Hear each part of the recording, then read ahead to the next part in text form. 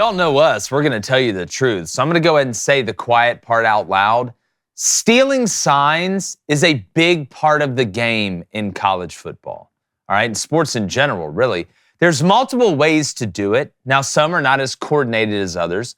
But let me tell you, just like pretty much everyone was paying players before NIL, pretty much everyone, especially the higher levels you go in this game, steals signs.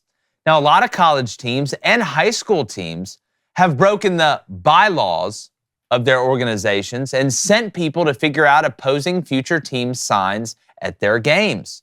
Now, if this was such an egregious act of espionage and tomfoolery, then how do schools ever recover when coaches and now players through the transfer portal move around who know their previous team's signals? How is that any different, really? Remember when CBS made a big deal about a certain coach with binoculars in the press box relaying signals for the other team because he coached there the year prior? Maybe some people don't know this, but you actually change signals frequently because, well, you have to.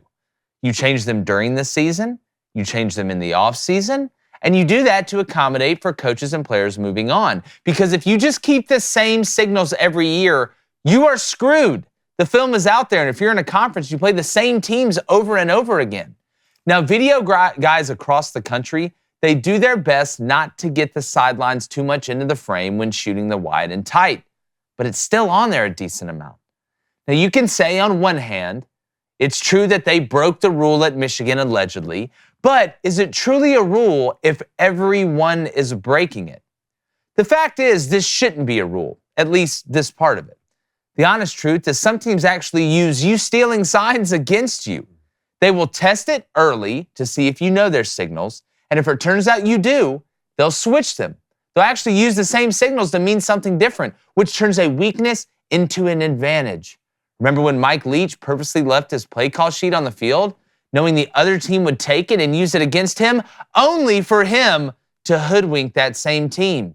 It's called gamesmanship. And it's not like you're filming their practices and getting their game plans, a la the Patriots. The bigger question is, why is the NCAA singling out Jim Harbaugh again? Did he steal one of their girls? Did he call one of their children fat? Did everybody at the NCAA Infractions Committee graduate from Michigan State or Ohio State? No, but I think I do know the reason. I believe Harbaugh embarrassed the NCAA with Burgergate and then used his suspension as a PR move to rotate interim head coaches, including his father, to make a laughingstock out of the dissolving body's punishment. His suspension led to a tidal wave of people making fun of the NCAA. And on their way out, they will do whatever they can to try and return the favor to Michigan. Because we all know the NCAA is unbelievably selective on severity of punishments, who they punish and how long. Just look at Kansas basketball. Sorry for the stray bullet, Coach Self, but it's the truth. Because at the end of the day, the NCAA should be laughed at. It's a joke. And what's even more laughable is trying to compare this to the Astros using noises mid-pitch to give away what pitch is coming because they videoed it live during the actual game. That's a different animal. Now, what will come of this punishment? Who knows? But if I'm Jim Harbaugh, I've about had enough of this nonsense, and the NFL sounds better and better by the day, especially if I can win a national championship ring this year to my alma mater at Michigan. Woo! David Cohn. The Mona Lisa of monologues. Yeah, former Michigan quarterback, my brother, former Western State, Colorado wide receiver.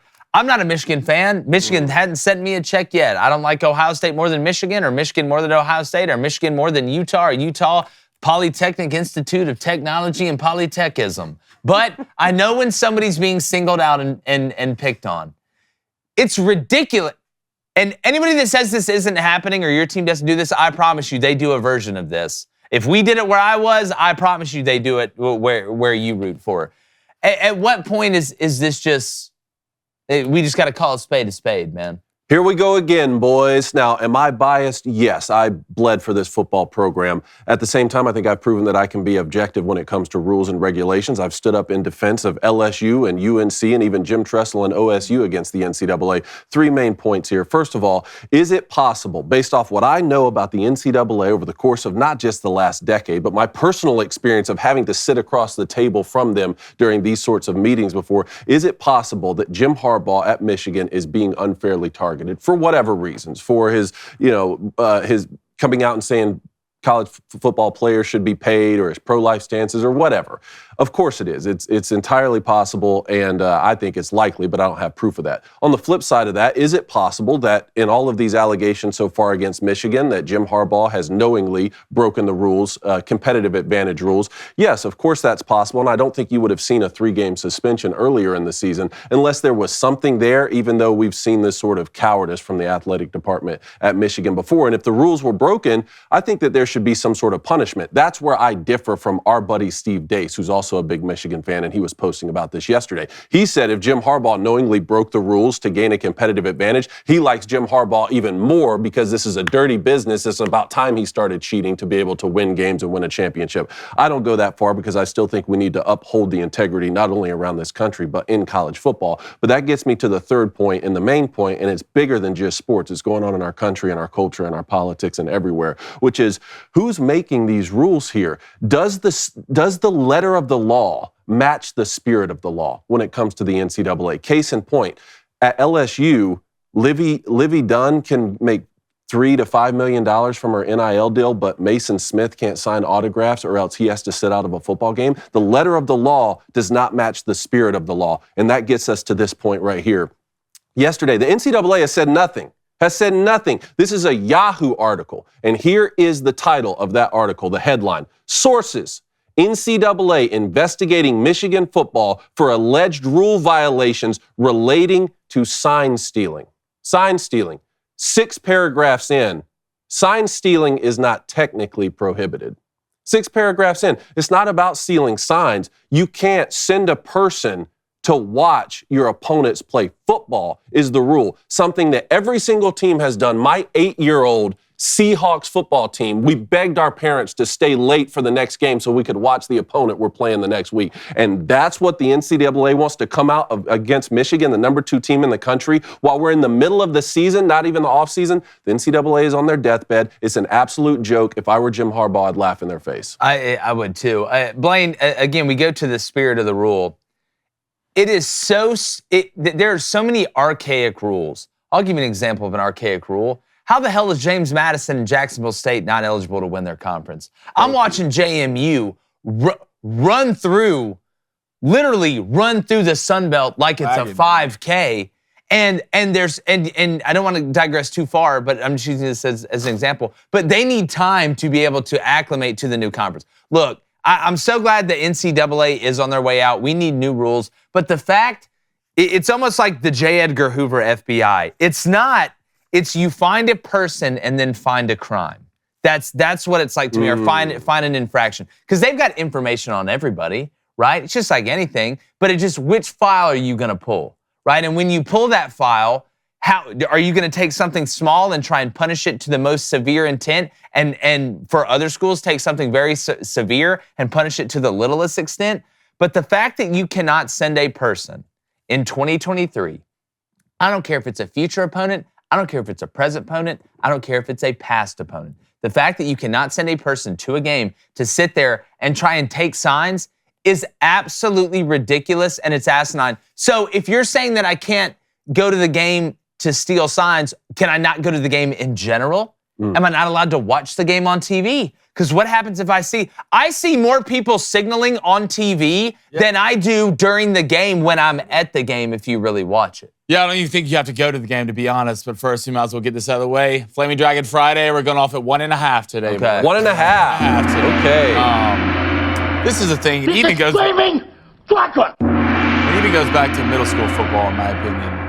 You always have, if you remember when you played, you always have a guy, no matter who, if it's a player not playing, if it's a dad or something like that. And this was going for me in middle school, that would stand up outside of your practice field and make sure no one's driving past in cars. Yep. And sitting and just catching signs. We caught guys in middle school. We caught guys in high school. Everybody's doing it. What did Jim Harbaugh do to the NCAA? It's like one of those I'm telling you, I think he went to fun school of, with the he kid. bullied him. He went to school with the kid, and like everyone, they locked him in dumpsters and called him cheese. Yeah. Bullied him his whole life because they're blatantly singling Michigan out for no reason at all. Cheeseburgers It went from cheeseburgers to sending a guy to the game. I didn't know the Gestapo were following Michigan around. 5 Vincent cheeseburgers, Vincent cheeseburgers.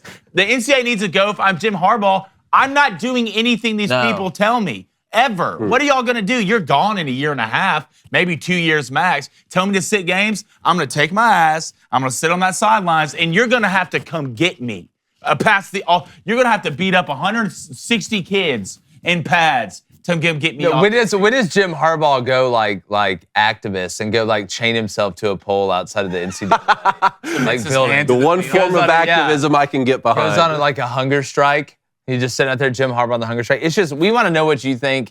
Again, it's just funny at this point. I do have a little more information for you if you'd like. It sounds like Connor Stallions, a football analyst with the Wolverines, retired military, is at the heart of all this issue. And among the skills Stallions has written about that he has and that he brings to the table with college football teams. Very special set of skills. Identifying the opponent's most likely course of action and most dangerous course of action, and identifying and exploiting critical vulnerabilities and centers of gravity in the opponent's scouting process. I feel good about a lot of things when Jim Harbaugh's hiring that type of person. You're bringing on like Navy SEAls to be like, it's a pass, so what we're saying is the NCAA hates the military. They hate the military. Why does the NCAA hate the military? And there's your breakout title right there. NCAA hates America. Also, just from a technical standpoint, and you guys were coaches, why are we not putting our plays on the wristband and sending in A1 and calling the play in the huddle? So like they do in baseball. Somebody got really smart in baseball. They stopped second from the dugout. They're like, hey, G7. Yeah. Well, first of all, why are we sending guys to games? Like, you don't have, it's 2024, dog. You don't have to do that. Well, it sounds like he was breaking down game film and tape. Now, whether he went in person, I think, is at the heart of this whole thing because I think going in person, who cares? And if you go in person, what's the difference between watching and scouting? At what point does watching become scouting? And if you're retired military and you see their signals that they're signaling in, how do you then know what correlates to the play? Are you now an expert when it comes to smash to the boundary or something because you're ex-military? And I guess this brings in another point, which I've seen going around. At what point in college football are we just going to get the headsets and the helmet so we can talk to the quarterback? You might as well. Might as well. It used to be the excuse of not every program has the funds and the ability to have headsets and the helmet. It's 2023. Yeah. I mean, Michigan, why aren't we stealing signs for playoff games? Yeah, y'all definitely didn't. Why are we doing that? Hey, here's the funny part. Against Georgia a couple years ago, I don't think it mattered if they sold. Like they could have told you the play. Yeah, like Georgia could have literally given TCU a diagram. Who's Michigan? Like, here's where we're running it or throwing it. That makes it. Michigan was stealing signs from Rutgers. That makes it. Yeah. Greg Sean was like, something's not right out there. Yeah, you guys got way worse players than them. Jesus. Yeah, no, it's fine. We want to know what you think. Make sure you hit that like button, hit that subscribe button. We're going to open the phones up. 7:15 a.m. Central, 8:15 a.m. Eastern. Going to get to the Booster Club here in 1 second. Also, we're up. I'm telling you, we got some new merch that's coming. We're almost sold out. We know a lot of sizes are out of stock. We're going to put the link in here. Go buy a candle. We got some new stuff coming from a candle standpoint too. But sell out everything, and we got some cool stuff coming. So buying merch really, really helps the show, everybody.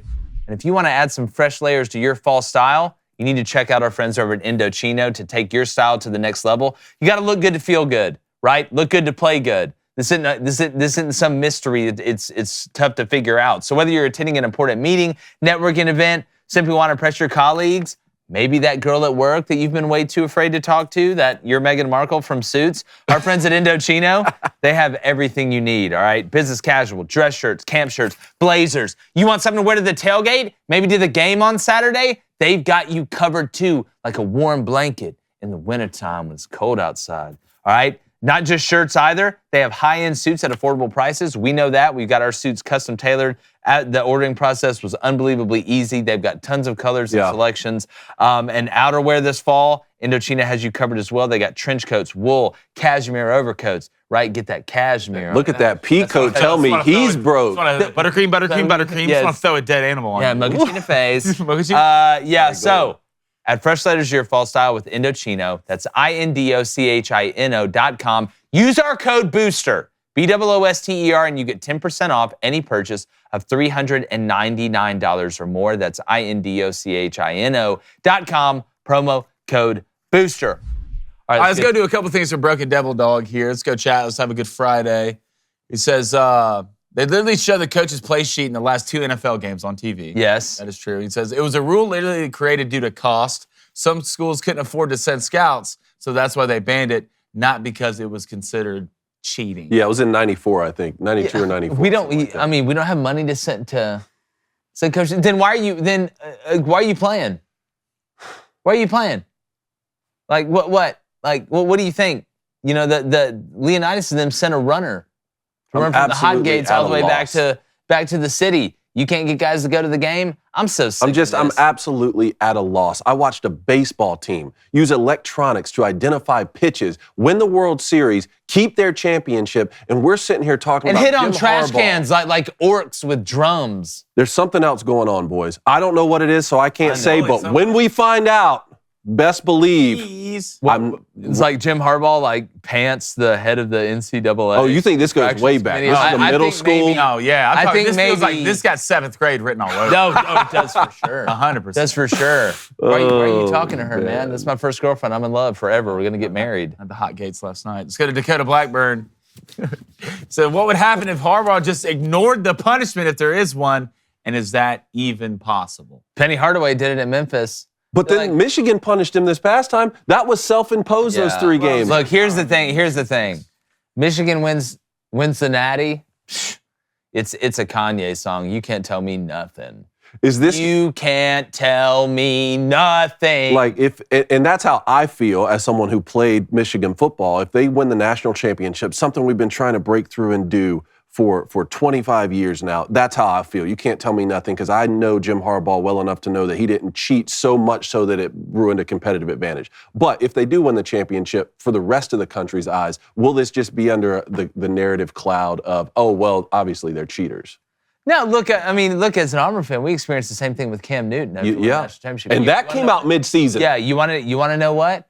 Don't hurt me. You know when I look at it? 2010 national. It'd be different if y'all were just mediocre. Yeah. Just one. Lucked up. Then 1 week showed up and it started rolling. Figured out. Yeah. Then maybe. But no, y'all are just an extremely good football team. Oh, you know what? That brings me to a narrative that I saw yesterday online, and I just wanted to tell the Booster Club because it's all about winning the water cooler here. And I know we have a lot of Buckeye fans in there, Michigan State fans in there, and we want to keep y'all in there. The narrative of, oh, well, of course this comes out when Michigan finally breaks through and starts winning a lot of games because they're cheating, and that time's up and makes a lot of sense.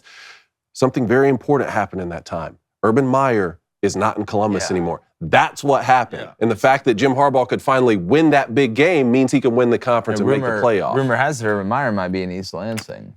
You're really still hearing those rumors, huh? Well, it came out. I saw some unsubstantiated stuff. Yeah, I saw the guy who, was ass kicked on Netflix a couple times. Yeah. With it. So, I'm really not going to believe it. Yeah, I'm not believing it till I see it. Let's go to Ethan Williams. Says there's no way someone in the NCAA doesn't have a personal issue with This is Personal. you. Oh no, you dated the girl from HR at work and y'all broke up. Never do that. You made that's what I'm saying. Hey, YouTube, we want 3 million followers by next Wednesday. If not, Blaine gets it. So make sure you hit that like button, hit that subscribe button, because you don't want to see Flaming Dragon sizzle out.